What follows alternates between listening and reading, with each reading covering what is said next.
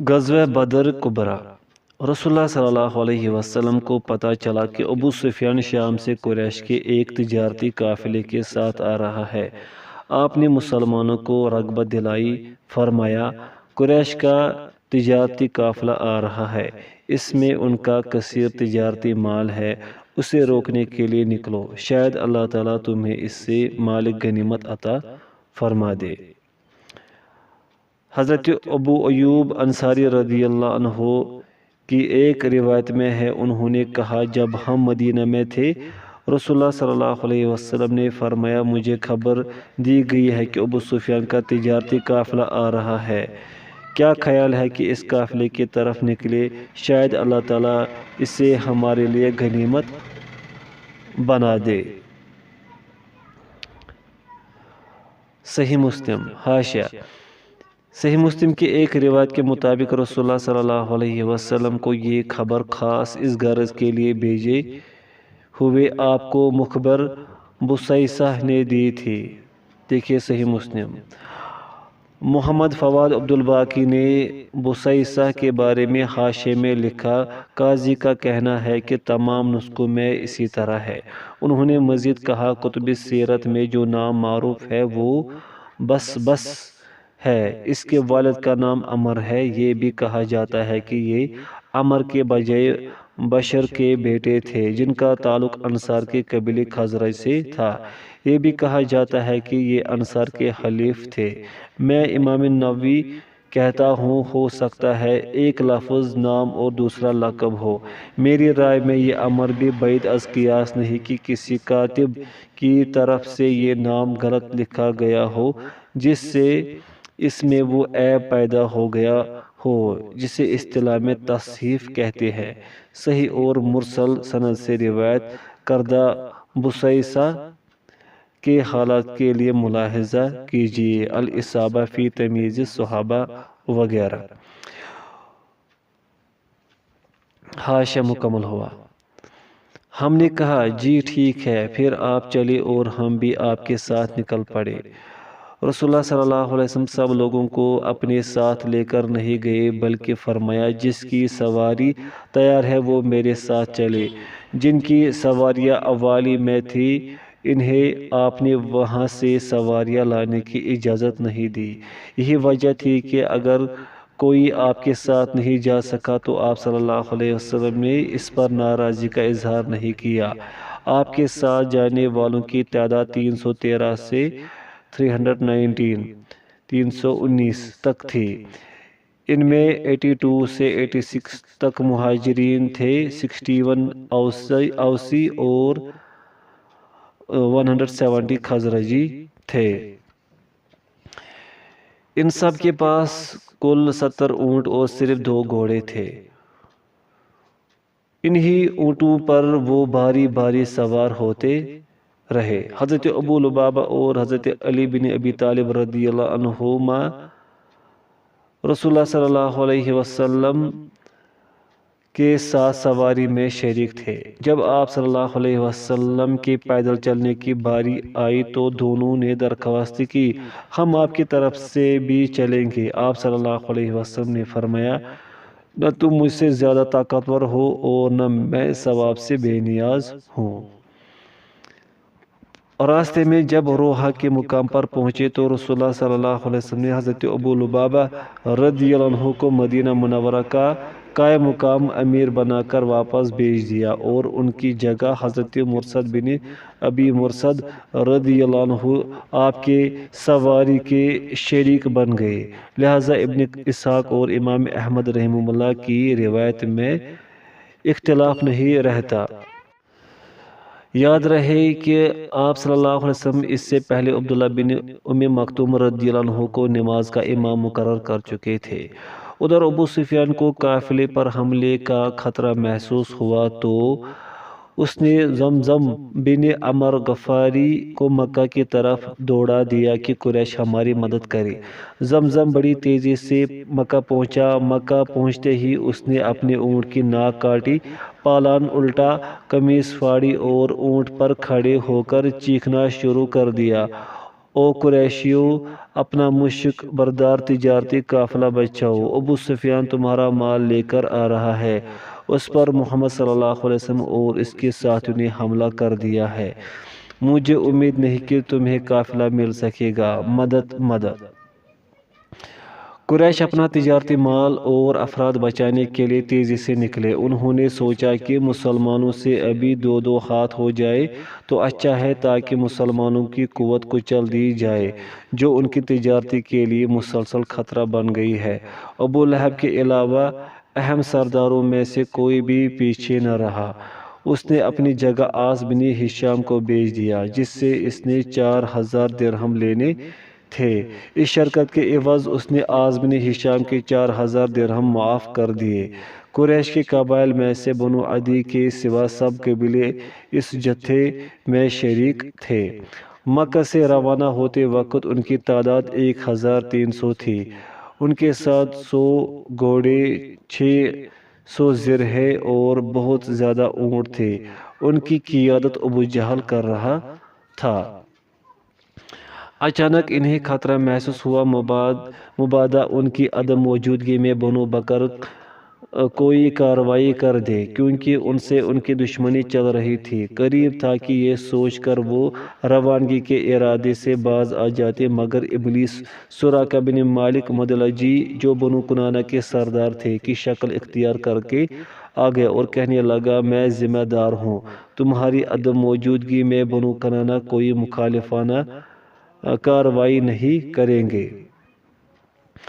وہ اس بات پر مطمئن ہو کر گھروں سے چل پڑے۔ قرآن مجید کے الفاظ ہیں، تم ان لوگوں کی طرح نہ ہو جاؤ جو اپنے گھروں سے اکڑتے ہوئے لوگوں کے سامنے اپنی جنگی قوت کی نمائش کرتے ہوئے اور وہ لوگوں کو اللہ کے راستے سے روکنے کے لیے نکلے۔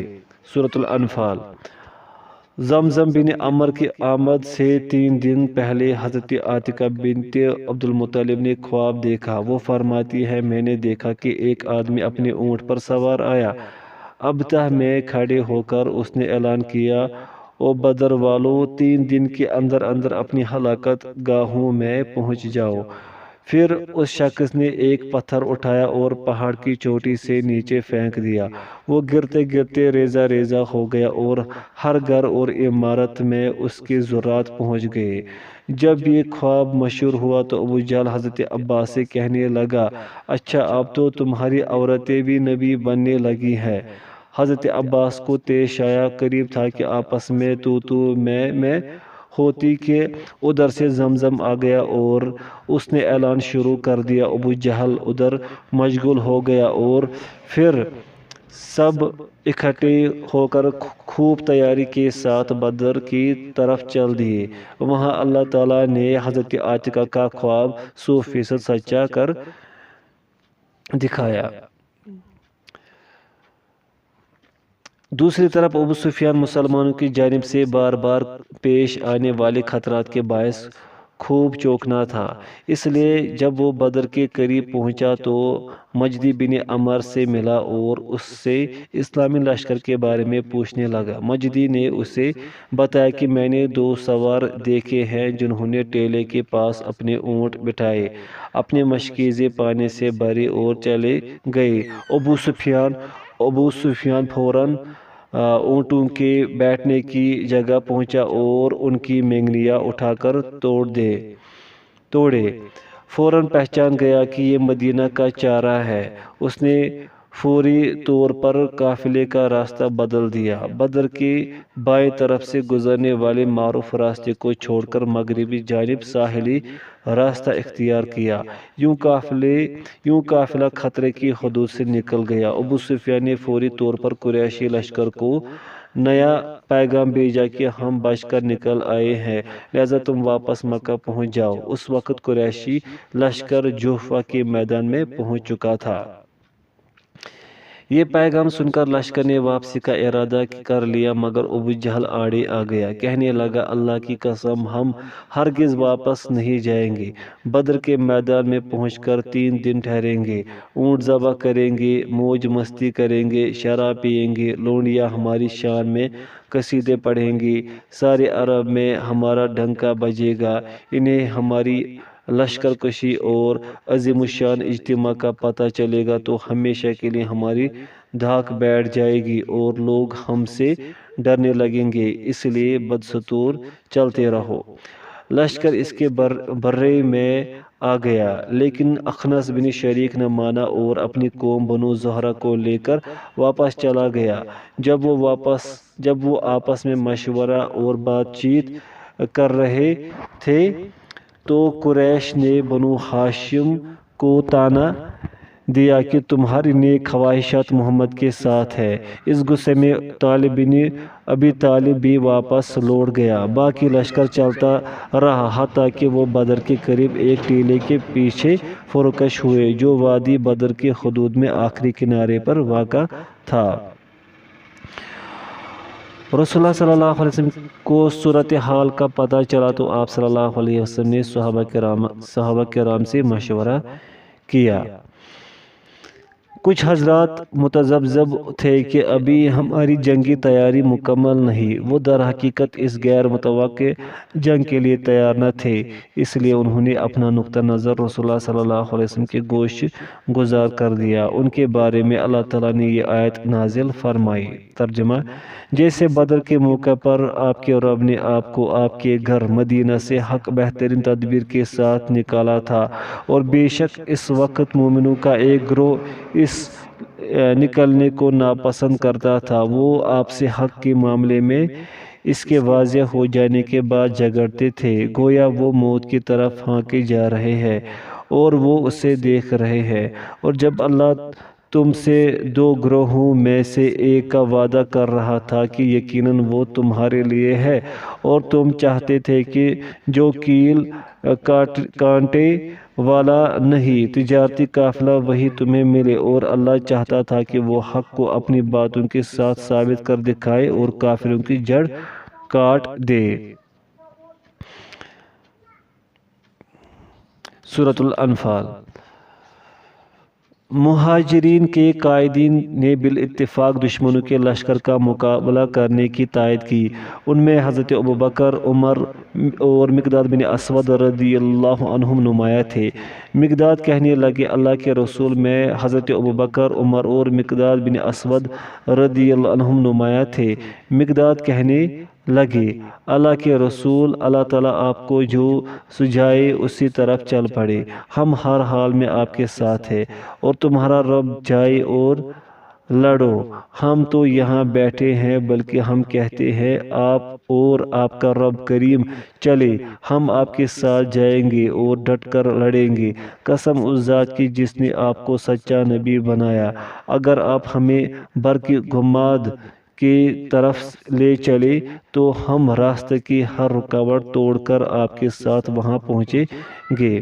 حاشا، برق غماد یہ مکہ سے سمندر کی طرف 5 راتوں کی مسافت پر ایک مقام کا نام ہے۔ حاشا مکمل ہوا۔ ایک روایت میں یوں ہے، ہم موسیٰ علیہ السلام کی قوم کی طرح جواب نہیں دیں گے کہ تم اور تمہارا رب جا کر لڑو، بلکہ ہم تو آپ کے دائیں بائیں آگے پیچھے جان ہتھیلی پر رکھ کر لڑیں گے۔ رسول اللہ صلی اللہ علیہ وسلم مقداد کی اس جرأت مندانہ بات سے بہت خوش ہوئے۔ مہاجر قائدین کا جواب سننے کے بعد آپ نے فرمایا، لوگوں مجھے مشورہ دو۔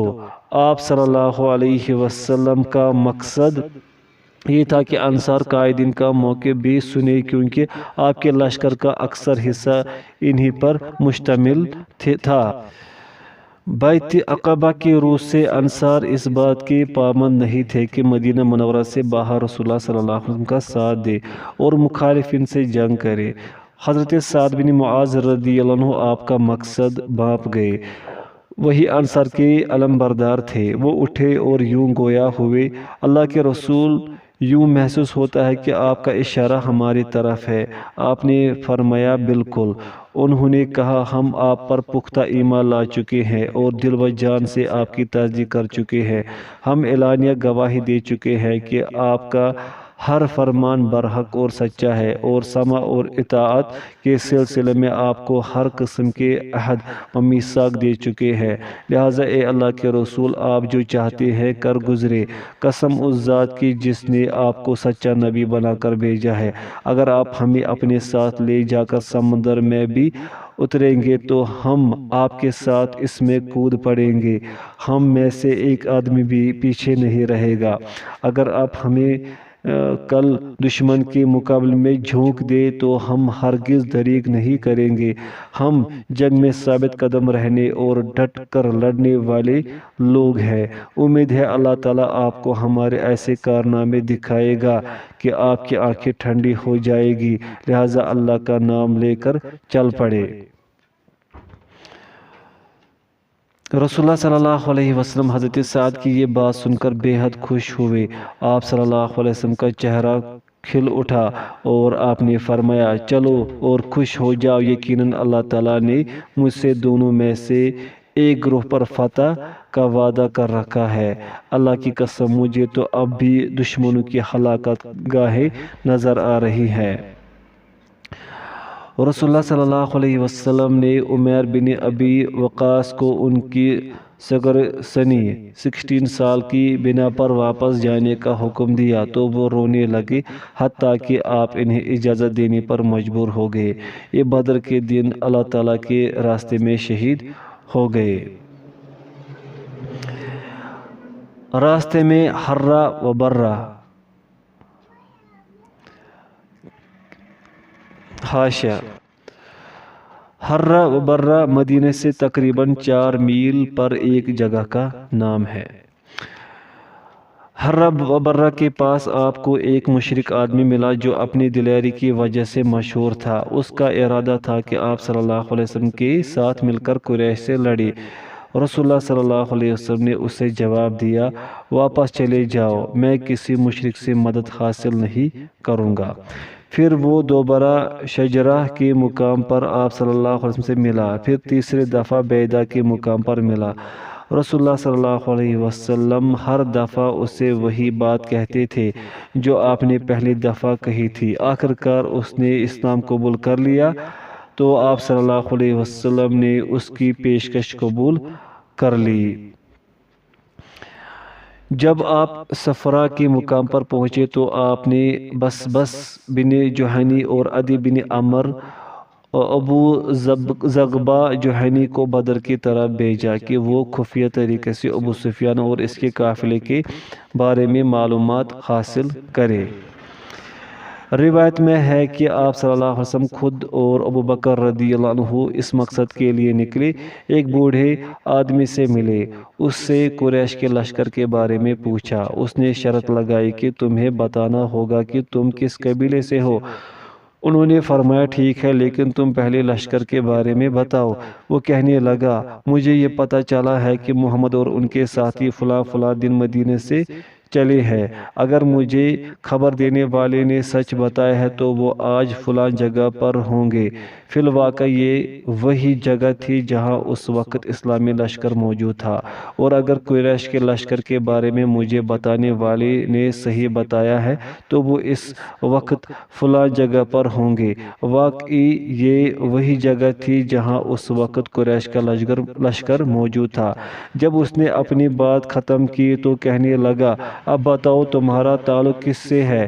رسول اکرم صلی اللہ علیہ وسلم نے فرمایا، نحن من ماء، ہم پانی سے ہیں۔ یہ کہہ کر دونوں آگئے۔ وہ کہتا رہ گیا، واہ واہ، پانی سے ہو؟ کیا عراق کے پانی سے؟ اسی دن کے شام آپ صلی اللہ علیہ وسلم نے حضرت علی، زبیر اور سعد بن ابی وقاص رضی اللہ عنہم کو چند دوسرے صحابہ کے ساتھ دشمن کے بارے میں معلومات حاصل کرنے کے لیے بھیجا۔ انہوں نے بدر کے کنویں پر 2 غلاموں کو دیکھا، وہ قریشی لشکر کے لیے پانی لے جا رہے تھے۔ وہ ان کو پکڑ کر رسول اللہ صلی اللہ علیہ وسلم کے پاس لے آئے۔ آپ اس وقت نماز پڑھ رہے تھے۔ صحابہ خود ہی ان سے پوچھ گچھ کرنے لگے۔ انہوں نے بتایا کہ ہم قریشی لشکر کو پانی مہیا کرنے پر مامور ہے۔ صحابہ نے انہیں سچا نہ سمجھا بلکہ اس جواب کو برا مانا۔ وہ سمجھتے تھے کہ یہ ابو سفیان کے آدمی ہے۔ انہیں ابھی تک امید تھی کہ وہ ابو سفیان کے تجارتی قافلے پر قابو پا لیں گے۔ صحابہ نے انہیں مارنا شروع کر دیا، حتیٰ کہ انہوں نے کہہ دیا، ہاں ہم ابو سفیان کے آدمی ہیں۔ رسول اللہ صلی اللہ علیہ وسلم نماز سے فارغ ہوئے تو صحابہ پر ناراض ہوئے۔ فرمایا، جب وہ سچ بولتے تھے تو تم انہیں مارتے تھے، اور جب انہوں نے جھوٹ بولا تو تم نے چھوڑ دیا۔ پھر رسول اللہ صلی اللہ علیہ وسلم نے ان سے قریشی لشکر کے بارے میں پوچھا تو انہوں نے بتایا کہ قریشی لشکر اسی ٹیلے کے پیچھے موجود ہے جو آپ آخری کنارے پر دیکھ رہے ہیں۔ جب آپ صلی اللہ علیہ وسلم نے ان سے قریشی لشکر کی تعداد اور اسلحہ کے بارے میں پوچھا تو وہ کوئی متعین بات نہ کر سکے، تاہم انہوں نے بتایا کہ روزانہ 9 یا 10 اونٹ ذبح ہوتے ہیں۔ رسول اللہ صلی اللہ علیہ وسلم نے اس سے اندازہ لگایا کہ وہ 900 سے 1000 تک ہوں گے۔ انہوں نے ان تمام قریشی سرداروں کے نام بھی بتائے جو لشکر میں آئے تھے۔ رسول اللہ صلی اللہ علیہ وسلم نے صحابہ کرام سے فرمایا، مکہ نے اپنے جگر کے ٹکڑے تمہارے سامنے پھینک دیے ہیں۔ پھر آپ نے کئی سرداران قریش کی قتل گاہوں کی طرف ہاتھ سے اشارہ فرمائے۔ ٹھیک ایسا ہی ہوا۔ جب جنگ ہوئی تو وہ لوگ عین انہی مقامات پر قتل ہوئے پڑے تھے جن مقامات کی رسول اللہ صلی اللہ علیہ وسلم نے نشاندہی فرمائی تھی۔ اسی رات اللہ تعالیٰ نے بارش برسائی جس سے مومنین کو طہارت کی سہولت نصیب ہوئی، نیز زمین کی مٹی جم گئی جس سے چلنے پھرنے اور بھاگنے دوڑنے میں آسانی ہو گئی۔ لیکن دوسری طرف قریش کا پڑاؤ ایسی جگہ تھا کہ ان کے لیے یہ بارش مصیبت بن گئی۔ اللہ تعالیٰ نے فرمایا، اور وہ تم پر آسمان سے پانی نازل کر رہا تھا تاکہ تمہیں اس کے ذریعے سے پاک کر دے اور تم سے شیطان کی گندگی دور کر دے اور تمہارے دلوں کو مضبوط کر دے اور اس کی وجہ سے تمہارے قدموں کو ثابت رکھے۔ سورۃ الانفال۔ بدر کے دن مسلمانوں پر اللہ تعالیٰ کا یہ عظیم احسان بھی ہوا کہ اللہ تعالیٰ نے ان پر امن و سکون والی اونگ طاری کی۔ اس نعمت کا ذکر بھی اسی آیت کے شروع میں ہے۔ یاد کرو جب وہ تمہیں امن دینے کے لیے تم پر اونگ طاری کر رہا تھا۔ سورۃ الانفال۔ یہی بات امام احمد رحمہ اللہ نے حضرت انس رضی اللہ عنہ کی روایت سے باسند بیان کی ہے۔ ابو طلحہ نے کہا، ہم بدر کے دن اپنی صفوں میں تھے کہ ہم پر اونگ طاری ہو گئی۔ میری یہ حالت تھی کہ میری تلوار بار بار میرے ہاتھ سے گری جاتی تھی اور میں اسے بار بار سنبھالتا تھا۔ مومنین پر اللہ تعالیٰ نے مزید احسان یہ فرمایا کہ دشمن کے لشکر میں پھوٹ ڈال دی۔ امام احمد رحمہ اللہ ہی کی روایت ہے کہ قریش کا ایک بہت بڑا سردار عتبہ بن ربیعہ اپنی قوم کو لڑائی کے انجام سے ڈراتے ہوئے جنگ سے روکنے لگا، کیونکہ اسے پتہ چل چکا تھا کہ مسلمان مرنے مارنے پر تلے ہوئے ہیں۔ ابو جہل نے اسے ڈرپوک ہونے کا طعنہ دیا۔ مسند بزار کی روایت ہے کہ عتبہ نے اس دن اپنی قوم سے کہا تھا، لوگو، رشتہ دار ایک دوسرے کو قتل کریں گے جس سے دلوں میں ایسی تلخی پیدا ہوگی جو کبھی ختم نہ ہوگی۔ ابو جہل نے اسے ڈرپوک ہونے کا طعنہ دیا۔ یہی وجہ تھی کہ جب جنگ شروع ہوئی تو عتبہ نے اپنی بہادری اور جرأت کا مظاہرہ کرنے کے لیے اپنے بھائی اور بیٹے سمیت مبارزت دو بدو مقابلہ کے لیے للکارا۔ تفصیل آگے آئے گی۔ رسول اللہ صلی اللہ علیہ وسلم نے عتبہ کو سرخ اونٹ پر سوار دیکھا تو فرمایا، ان لوگوں میں سے اگر کسی میں خیر عقل ہے تو اس سرخ اونٹ والے میں ہے۔ اگر یہ لوگ اس کی بات مان لے تو فائدے میں رہیں گے، لیکن اللہ تعالیٰ کا فیصلہ تھا کہ وہ اس کی مخالفت کریں گے، چنانچہ اس کا مشورہ ابو جہل کی اشتعال انگیزی کے مقابلے میں کارگر نہ ہوا۔ ابو جہل لشکر والوں کو بدلہ لینے پر اکسا رہا تھا۔ رسول اللہ صلی اللہ علیہ وسلم مشرکین سے پہلے بدر کے پانی پر قبضہ کر چکے تھے تاکہ قریش پانی استعمال نہ کر سکے۔ حضرت خباب بن منذر رضی اللہ عنہ نے اپنی رائے پیش کی، اے اللہ کے رسول بتائیے یہ جگہ اللہ تعالیٰ نے ہمارے لیے منتخب فرمائی ہے کہ ہمیں اس سے ادھر ہونے کی گنجائش نہیں، یا آپ نے اپنی رائے سے جنگی چال کے طور پر منتخب فرمائی ہے؟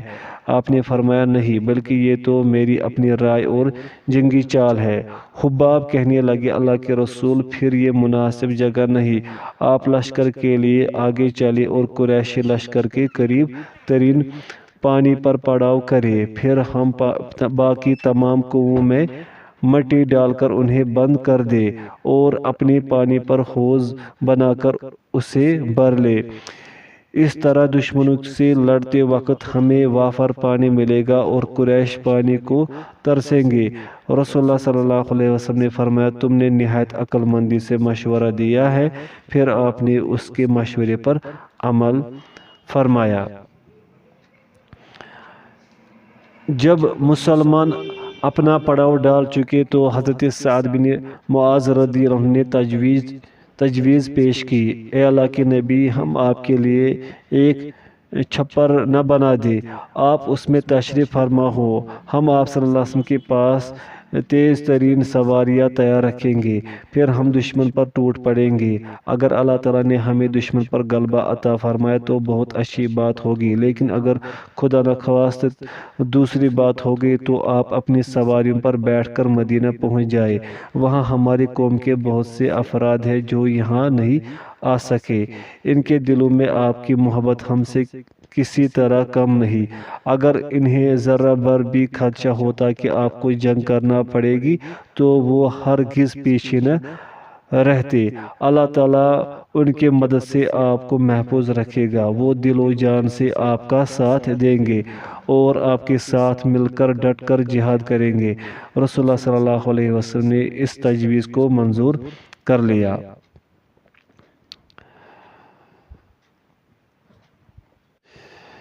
جنگ بدر سے متعلقہ آیات کے مطالعے سے یہ صاف سمجھ میں آتا ہے کہ رسول اللہ صلی اللہ علیہ وسلم بنفس نفی جنگ میں شریک ہوئے اور آپ نے اپنا سارا وقت اس چھپر میں محض دعا کرتے ہوئے نہیں گزارا، جیسے کہ بعض سیرت نگاروں کا خیال ہے۔ مسند احمد میں حضرت علی رضی اللہ عنہ سے روایت ہے، انہوں نے کہا، مجھے اچھی طرح یاد ہے کہ جنگ بدر کے دن ہم رسول اللہ صلی اللہ علیہ وسلم کی اوٹ لیتے تھے کیونکہ آپ ہم سب میں سے دشمن کے زیادہ قریب تھے۔ اس دن آپ نے ہم سب سے بڑھ کر جنگ میں حصہ لیا اور زبردست شجاعت اور بہادری کا مظاہرہ کیا۔ اسی سند سے ایک اور مقام پر ہے، بدر کے دن جنگ کا وقت آیا تو ہم رسول اللہ صلی اللہ علیہ وسلم کی اوٹ لے کر لڑتے تھے، آپ تمام مجاہدین سے زیادہ مضبوط اور ثابت قدم رہے، کوئی شخص بھی آپ سے آگے بڑھ کر دشمن کے قریب نہیں تھا۔ صحیح مسلم کی روایت ہے کہ رسول اللہ صلی اللہ علیہ وسلم نے بدر کے دن صحابہ سے فرمایا، تم میں سے کوئی شخص آگے نہ بڑھے جب تک میں اس سے آگے نہ ہوں۔ ابن کثیر رحمہ اللہ نے لکھا، رسول اللہ صلی اللہ علیہ وسلم نے بنفس نفیس شدید جنگ کی۔ اسی طرح حضرت ابو بکر صدیق رضی اللہ عنہ نے بھی۔ پہلے دونوں چھپر میں دعا اور اللہ کے حضور آہوازاری کرتے رہے، پھر باہر نکلے، لوگوں کو جنگ پر ابھارا اور للکارا، دونوں نے خود بھی جنگ کی اور دعا اور جہاد دونوں کے مراتب عالیہ حاصل کیے۔ رسول اللہ صلی اللہ علیہ وسلم انسانی بساط کے مطابق فتح کے ہر ممکن مادی ذرائع اور اسباب اختیار کر چکے تو پھر پوری رات اللہ تعالیٰ کے حضور گڑ گڑاتے ہوئے فتح و نصرت کی دعاؤں میں بسر کی۔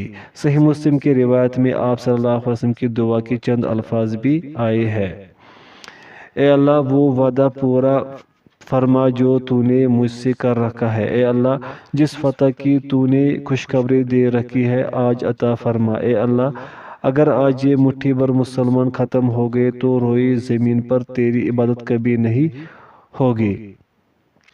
روایت میں مزید کہا گیا ہے آپ اپنے رب کریم کو پکارتے رہے حتیٰ کہ آپ کی چادر آپ کے مبارک کندھوں سے نیچے گر پڑی۔ ابو بکر قریب آئے، چادر اٹھائی اور آپ صلی اللہ علیہ وسلم کے کندھوں پر ڈال دی، پھر عقب سے آپ صلی اللہ علیہ وسلم سے لپٹ گئے اور بولے اے اللہ کے نبی، آپ نے اپنے رب کریم سے بہت دعا کر لی، مجھے یقین ہو گیا ہے کہ اللہ تعالیٰ آپ سے کیا ہوا وعدہ آج ضرور پورا کرے گا۔ بعد ازاں اللہ تعالیٰ نے یہ آیت نازل فرمائی، یاد کرو جب تم اپنے رب سے فریاد کر رہے تھے تو اس نے تمہاری دعا قبول کی کہ بے شک میں پے بپے آنے والے 1000 فرشتوں کے ذریعے سے تمہاری امداد کرنے والا ہوں۔ سورۃ الانفال۔ پھر اللہ تعالیٰ نے فرشتے بھیج کر آپ صلی اللہ علیہ وسلم کی مدد فرمائی۔ امام بخاری رحمہ اللہ نے اس دن کی آپ کی دعا میں یہ دعا نقل کی ہے، اے اللہ میں تجھے تیرا عہد اور وعدہ یاد دلاتا ہوں، اے اللہ اگر تیری مشیت ہے تو آج کے بعد تیری عبادت نہ کی جائے گی۔ روایت بتاتی ہے کہ حضرت ابوبکر رضی اللہ عنہ نے آپ کا دست مبارک پکڑا اور بولے اے اللہ کے رسول بس اتنا کافی ہے، آپ نے اپنے رب سے بہت اصرار کیا ہے۔ بعد ازاں آپ صلی اللہ علیہ وسلم زرہ پہنے ہوئے نہایت خوش و خروش سے چھپر سے نکلے۔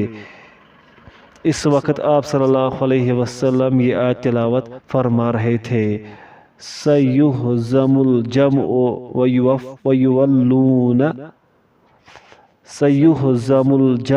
وَيُوَلُّونَ الدُّبُرَ، عنقریب جماعت شکست کھائے گی اور وہ پیٹ پھیر کر بھاگیں گے۔ سورۃ القمر۔ غزوہ بدر